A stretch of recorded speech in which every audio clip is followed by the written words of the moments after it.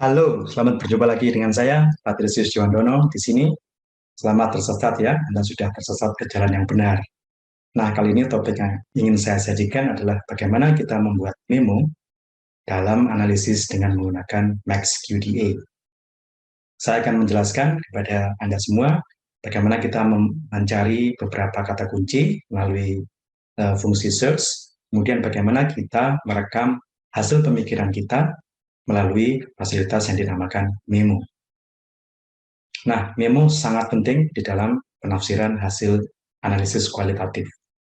Memo itu merupakan rekaman dari pikiran yang muncul di benak kita ketika kita membaca ulang semua dokumen yang sudah kita kodekan, ketika kita mengkaji ulang semua kode yang sudah kita buat, ketika kita membaca ulang hasil wawancara dari para responden atau rekaman dari jawaban angket mereka.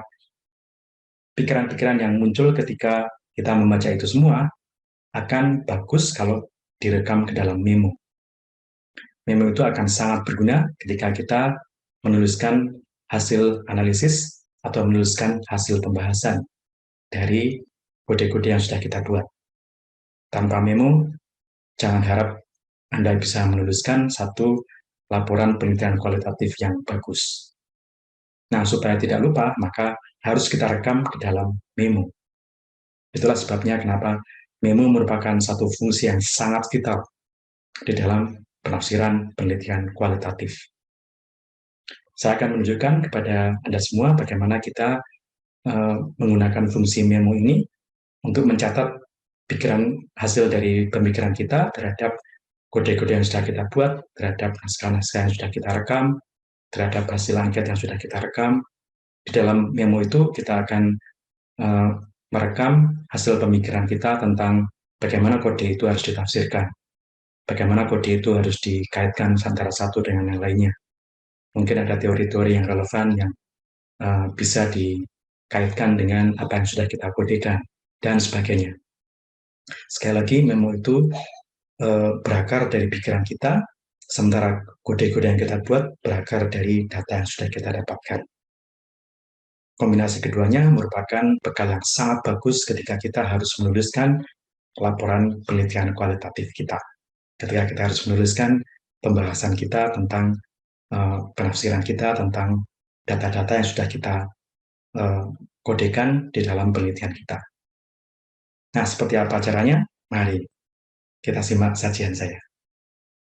Baik, inilah topik kita kali ini, yaitu bagaimana kita menggunakan fungsi search untuk mencari satu penggal kata atau satu keping informasi dari berbagai dokumen yang sudah kita kumpulkan di MaxQDA, kemudian bagaimana kita menggunakan fungsi memo.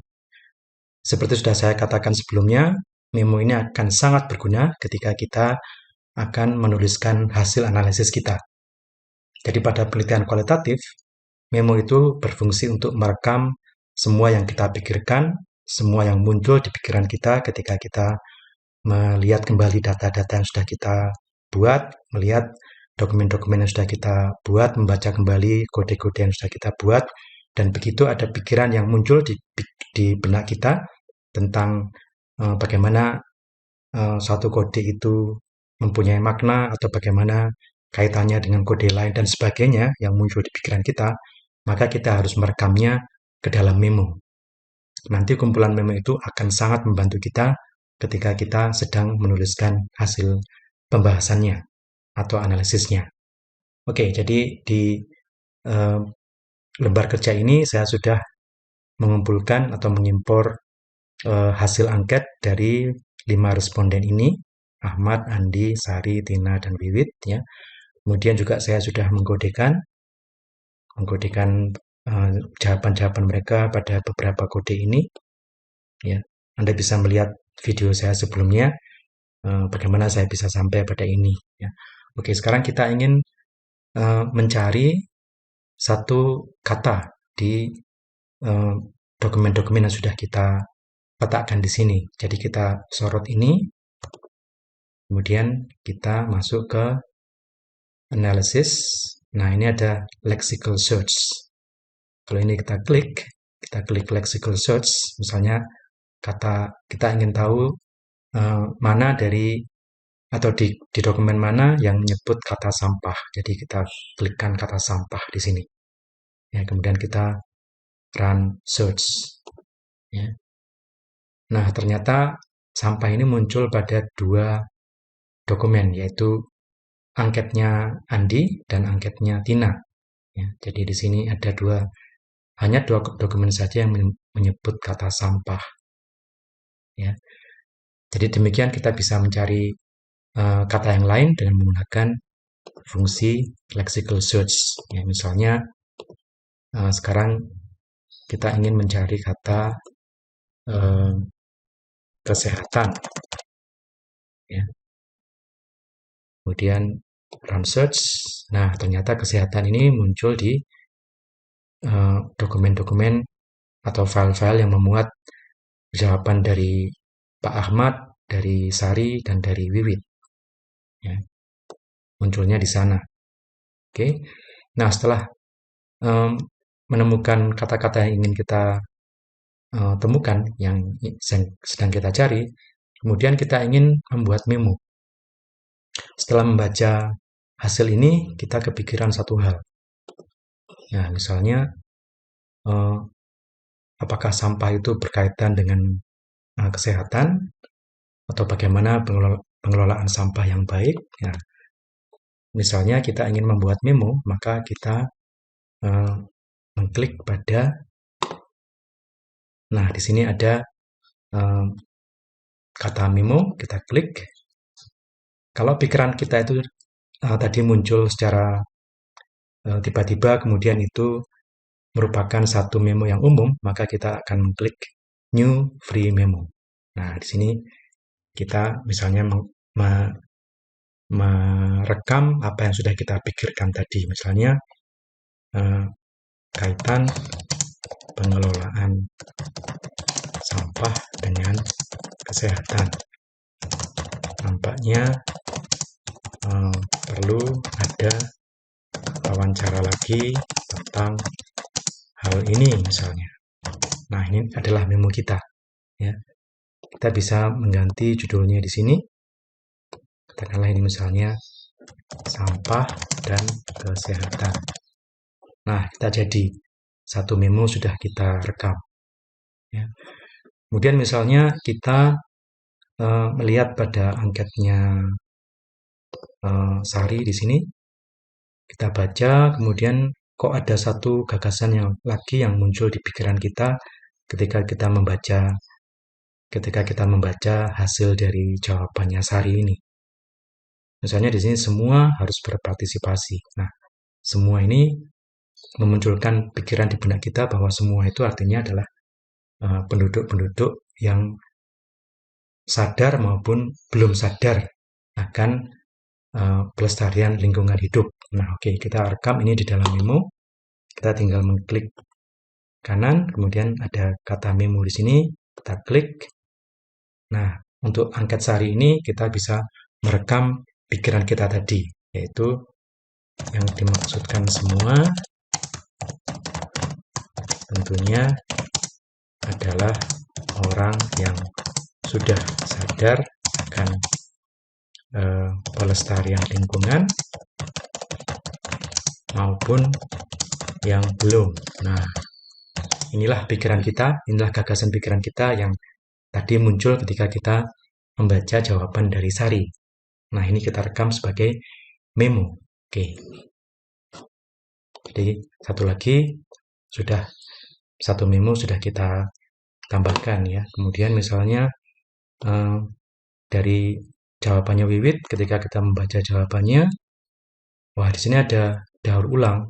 Kemudian terpercik di pikiran kita bahwa kita bisa mengkaitkan itu dengan pelatihan tentang bagaimana mendaur ulang. Oke, kalau begitu kita harus tambahkan memonya. Kita klik kanan, ini ada button memo, kita klik. Nah, di sini kita bisa merekam apa yang kita pikirkan tadi. Perlu ada pelatihan tentang daur ulang barang atau sampah. Ya, oke. Jadi kita sudah punya 2 memo, ya. Itu bisa kita lakukan pada setiap responden yang sudah kita rekam pendapatnya di sini. Kemudian sekarang kita berpindah ke code. Kita baca satu-satu. Kemudian ketika membaca ini, ya, ketika kita melihat ini, kita melihat jawaban-jawabannya di sini.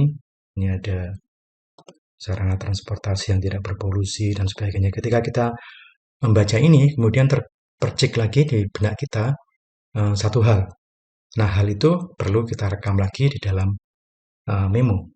Ya, maka untuk sarana transportasi ini kita klik kanan, ada memo di sana. Nah, di sini bisa kita rekam lagi apa yang sudah kita pikirkan tentang sarana transportasi tadi. Misalnya sarana transportasi perlu dirombak sehingga semua kendaraan bebas polusi misalnya, seperti itu, ya.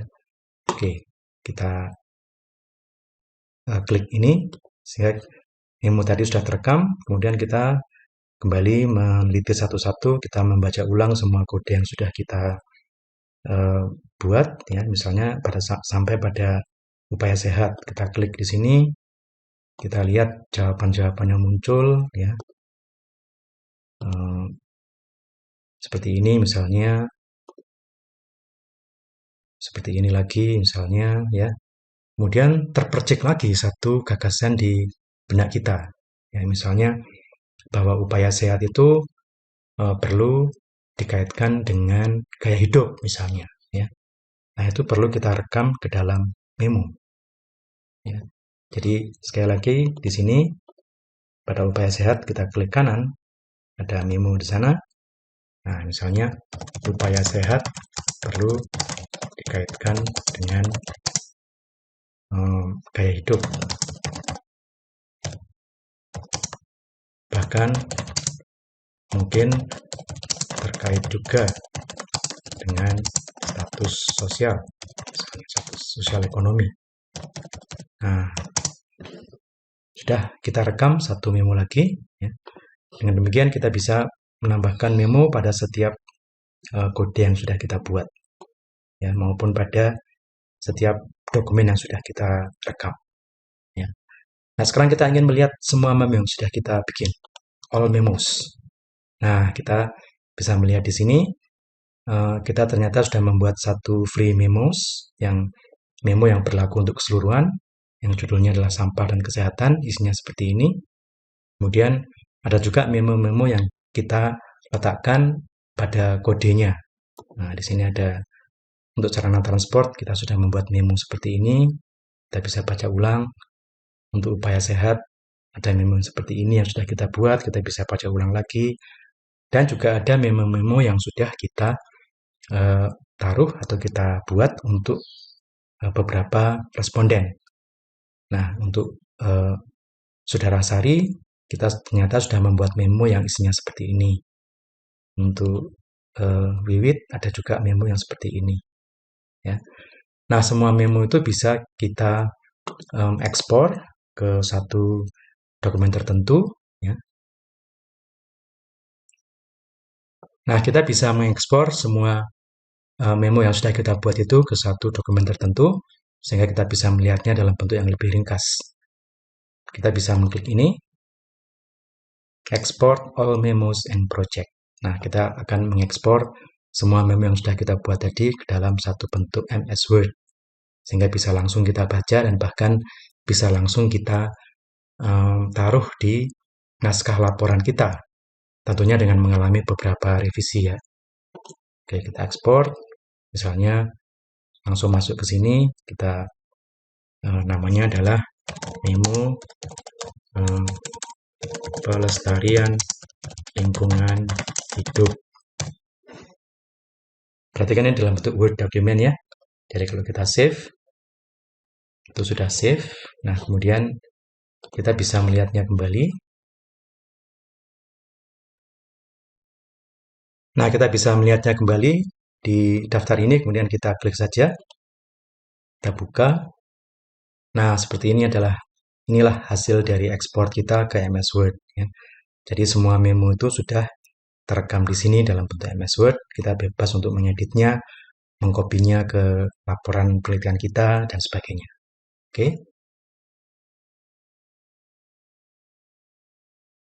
Nah, jadi seperti itulah cara kita untuk menggunakan fungsi search dan bagaimana membuat memo, baik dari dokumen yang sudah kita kumpulkan maupun dari kode-kode yang sudah kita buat. Kiranya tips ini bermanfaat dan sampai jumpa di episode saya yang mendatang.